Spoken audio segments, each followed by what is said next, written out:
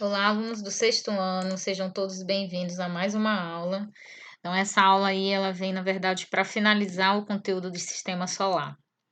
Então, hoje a gente vai retratar sobre 3 assuntos e mais um outro aí que vem pela frente. Então, o que que, na verdade, são esses corpos aí conhecidos como meteoroides, meteoros e meteoritos? Bom, primeira coisa é a mesma coisa, só que dependendo da localização onde eles estão, que eu vou mostrar para vocês, eles possuem esses nomezinhos aí, tá? Então, vamos tentar entender. Às vezes, riscos luminosos parecidos com estrelas cruzam o nosso céu e acabam por cair aqui na Terra. E geralmente a gente dá um nome aí, né, que na verdade é estrela cadente, como são conhecidas. Mas na verdade, você já conhece o conceito de estrela. Estrela, na verdade, não tem nada a ver com uma estrela que cai na nossa Terra, né? Esse nome aí, na verdade, é um nome, como eu posso dizer, é um apelido que a gente dá para os meteoroides, meteoritos e meteoros. Mas isso você vai entender quando você fluir aí com a aula. Então, não são estrelas, você já conhece o conceito realmente de estrela. Estrela nada mais é do que um corpo, né? Com uma massa muito grande, com bastante energia e geralmente constituída de hélio. Então, na verdade, o que acontece aí com essas estrelas cadentes, né? Entre aspas, é um efeito luminoso provocado pela queda de rochas que são vindas do espaço. E você vai entender por que também ocorre dela ficar iluminada, essa rocha ter essa luminosidade, esse risquinho aí, como está mostrando na imagem. Então, gente, primeiramente você tem que entender que o planeta Terra, ele é constituído por uma atmosfera, e isso a gente pode observar aí na imagem, né? Então, a nossa atmosfera é basicamente isso aqui, ó, tá? É uma camada, tá, de gases que cobrem aí, que protegem o nosso planeta. E esse assunto sobre a atmosfera, gente, é uma coisa que a gente vai retratar quando a gente tiver aula sobre a atmosfera. E vocês vão conhecer cada nível da nossa atmosfera, cada camada da nossa atmosfera. Então, eu estou falando de atmosfera aqui somente para você entender o assunto do que é um meteorito, o que é um meteoro, um meteoroide. Então, fica aí um pouco desse complemento com a atmosfera, apesar de que nós teremos uma aula sobre isso. Bom, a gente vai ter uma aula também referente às camadas da atmosfera. Então, nós temos aí todas as camadas, né? Troposfera, estratosfera, mesosfera, termosfera e exosfera. Então, você vai conhecer cada uma delas. Então, o que que na verdade meteoroides, meteoritos e meteoros têm a ver com a nossa atmosfera? Tem tudo a ver. E como que realmente acontece essa questão aí para a gente conceituar esses 3 corpos celestes? Primeiramente, né, como eu falei, tudo é a mesma coisa, só muda o local onde eles estão e eles recebem nomes diferentes. Então, quando, né, uma rocha, um pedaço de rocha, está fora da atmosfera terrestre, ou seja, está vagando aqui, ó, tá? Como mostra aí nessa imagem.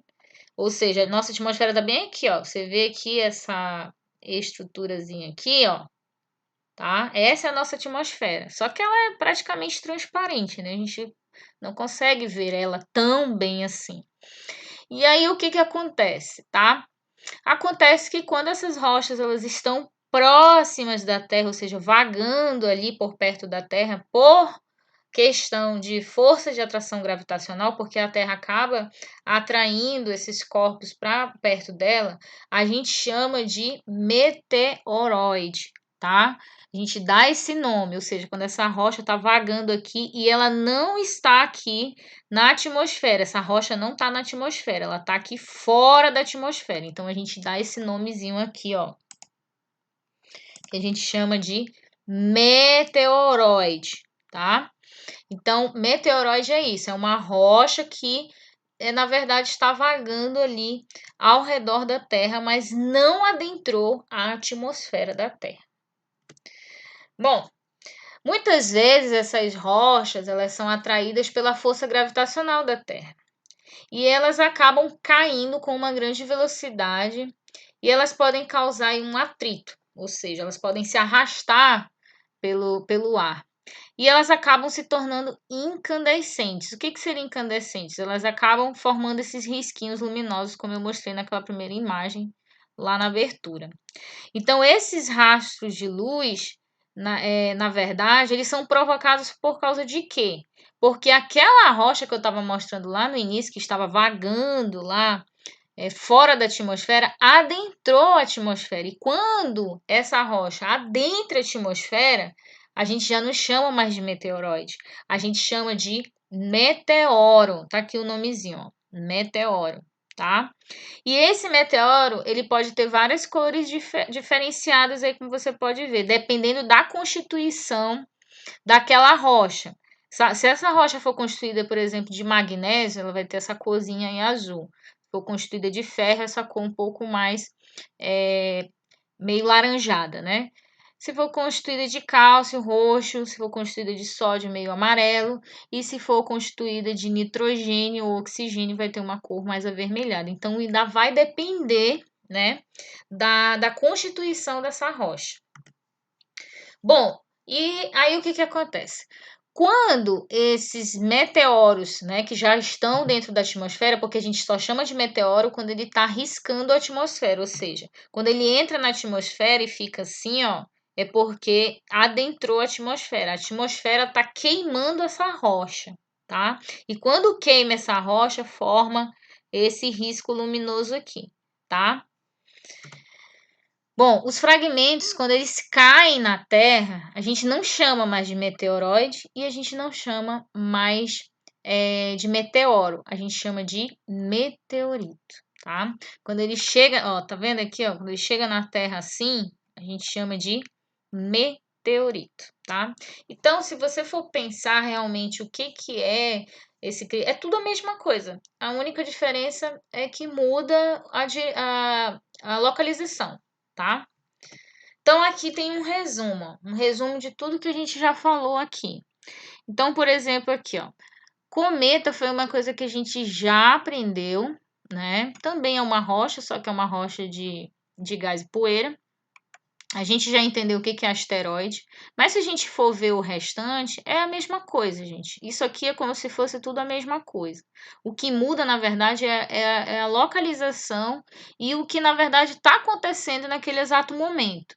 Então, asteroide a gente sabe que é uma rocha, né, que orbita o Sol e geralmente é encontrado no cinturão de asteroides. Mas ele pode se tornar um meteoro? Sim, ele pode se tornar um meteoro. Ele pode se tornar um meteorito? Pode se tornar um meteorito ou um meteoroide, tá? Mas só aconteceria isso se a gente conseguisse atrair aí, né, um asteroide lá do cinturão de asteroides, mas isso não tem como acontecer, tá? Então vamos continuar aí. O cometa é uma rocha também, só que de gelo, tá?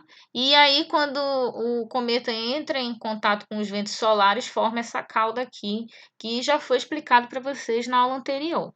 Tá, mas vamos focar aqui em meteoroide, meteoro, né? E meteorito. Tem o bólido aí, mas o bólido não fala no livro de vocês. Então, vamos lá, vamos entender. Então, um meteoroide, ó, tá fora da atmosfera. A atmosfera seria essas camadinhas aqui, ó, tá? Então, o meteoroide é quando tá fora. Mas a Terra tá atraindo esse meteoroide aqui. Então, pelo fato dele estar localizado aqui, a gente vai dar o nome de meteoroide, tá? Ó, até aqui no conceito ele diz, antes de entrar na atmosfera, a gente chama de meteoroide. Então, agora vamos entender o que é meteoro. Então, um meteoro é quando essa rocha aqui adentra a atmosfera e forma aquele risco, né, luminoso, que geralmente a gente chama de estrela cadente, tá? Então, aí a gente já chama de meteoro. Bom, o bólido. Eu vou dar uma lida aí no que é bólido. Eles, na verdade, são similares aos meteoros, Um bólido é um corpo ou um detrito espacial de densidade maior que entra em combustão gerando um racho luminoso, ou seja, é como se ele estivesse explodindo, tá? Então o bólido seria isso. No livro de vocês ele não conceitua esse bólido, mas eu associo, né, o bólido parecido aqui com o conceito de meteoro. E aí, quando na verdade essa rocha consegue atingir a Terra e cair na Terra, a gente já não chama mais de meteoroide, a gente não chama mais de meteoro, nem de bólido. A gente chama de meteorito, tá? Que é aquela rochinha lá que eu mostrei para vocês aqui, ó. Tanto é que ela tá toda queimada, né? Porque a nossa atmosfera tem uma camada aqui que queima, tá? Essa rocha. E quando queima, forma o bólido ou forma o meteoro. Então, na verdade, é tudo a mesma coisa, gente. O que muda é a localização. E dependendo da localização, ele vai ter um nome diferente, tá? Se ele entrar em contato com os ventos solares, vai ser chamado de cometa. Se ele estiver no cinturão de asteroides, né, ele vai ter um nome de asteroide. Se tiver perto aqui da Terra, antes de entrar na atmosfera, a gente chama de meteoroide. Se entrar na atmosfera, a gente chama de meteoro ou bólido, tá? E ocorrer aí uma espécie de explosão, no caso do bólido. E a gente chama aí de meteorito quando ele já está, já atingiu, na verdade, o planeta Terra. Ele está ali, né? Dentro do nosso planeta, ou seja, na superfície do planeta. Então, o maior meteorito que já caiu no Brasil foi encontrado próximo ao riacho de Bendegó, na cidade de Monte Santo, na Bahia, em 1784, e ficou conhecido como o meteorito de Bendegó. Então, os meteoritos maiores, eles podem formar imensas crateras, como você pode observar aí na figura abaixo. Então, agora a gente vai falar de um assunto bem polêmico, mas eu já deixei uns vídeos lá na agenda de vocês para vocês darem uma olhada, né? E depois a gente pode discutir sobre esse assunto. Então, existe vida em outros planetas? Então, alguns planetas do sistema solar são muito quentes. E isso foi uma coisa que a gente estudou mais lá atrás, como o exemplo de Vênus e Mercúrio. Eles são, na verdade, planetas quentes. E essas altas temperaturas, elas não são proporcionais a manterem vida, né? A vida dos seres vivos. Pelo menos não consegue manter a vida na forma de vida que a gente conhece. Então, manter um ser humano no planeta Vênus vai morrer em menos de um segundo, tá? E aí, a gente sabe que os planetas mais quentes é Vênus, Terra, Marte e Júpiter fica em último lugar.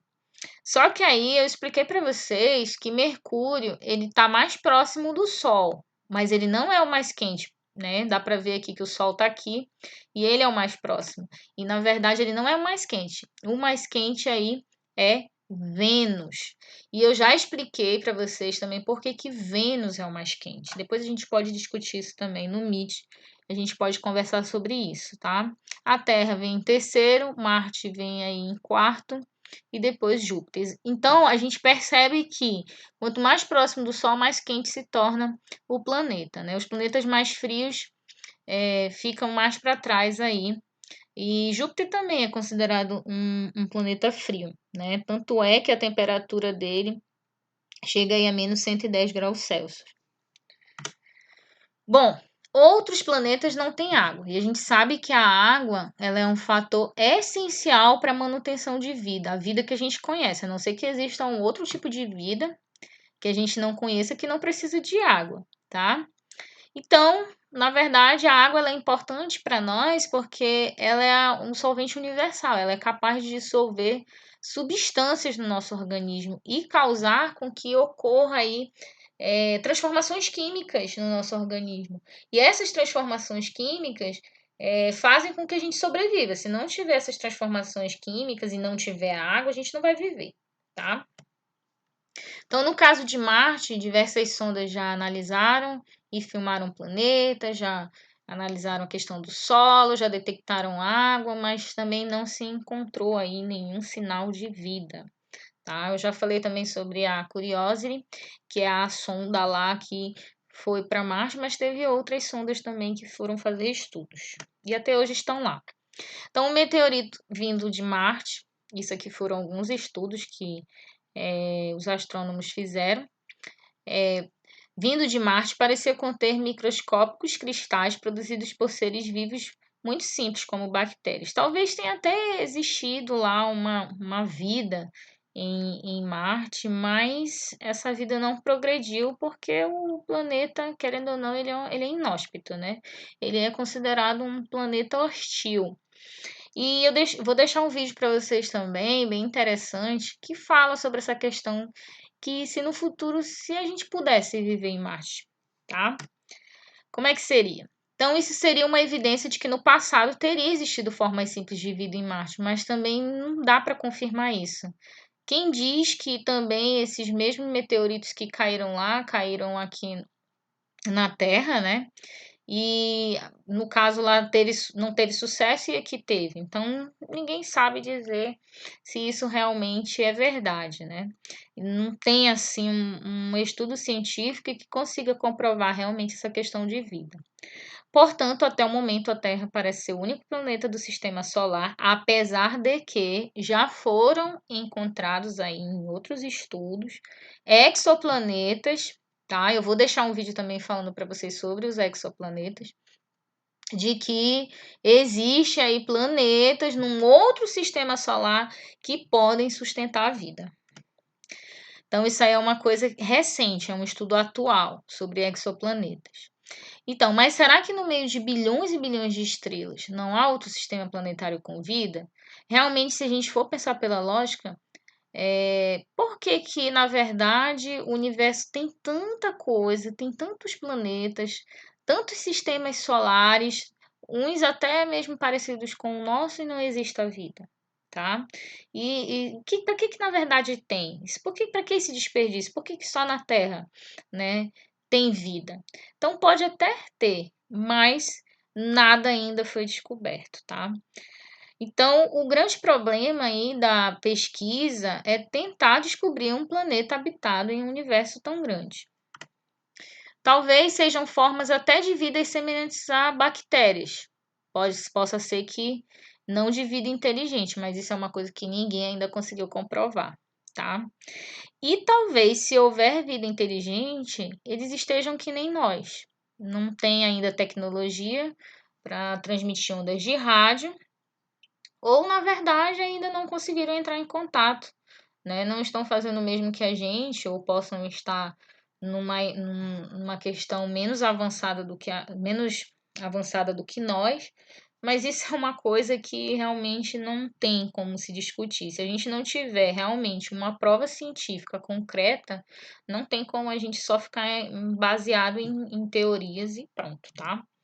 Então, por isso, os radiotelescópios, além de serem utilizados para estudar, né, corpos celestes, têm sido empregados na procura de sinais de rádio emitidos por civilizações que, porventura, tenham desenvolvido essa tecnologia. Possa ser que num outro mundo aí exista uma tecnologia igual a nossa e a gente consiga entrar em contato aí com os seres de outros planetas. Então, até agora, porém, nada foi encontrado e a vida em outros planetas não passa de uma possibilidade sem confirmação científica, como eu acabei de falar.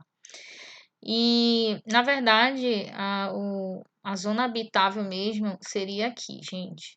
Teria que ter uma estrela igual ao Sol, do mesmo tamanho que o Sol. Vocês sabem que existem outras estrelas maiores do que o Sol, mas que talvez não permita a vida, porque uma estrela muito grande é muito quente para favorecer vida. Mas isso pode ser uma coisa que vai depender muito dessa vida, ou seja, não igual à nossa. Então, a zona habitável seria mais ou menos aqui. A gente poderia habitar Marte? Talvez sim, talvez não. Por isso eu deixei o vídeo para que vocês possam assistir e a gente discutir depois, tá? Mas até então a zona habitável fica aqui entre Terra e Marte, tá? Então, a gente finaliza a nossa aula por aqui e eu espero que vocês tenham gostado e a gente conversa sobre esse assunto bastante interessante aí no nosso bate-papo. Um beijo para os meus alunos e a gente vai partir agora para um outro conteúdo, tá? Um abraço e até a próxima.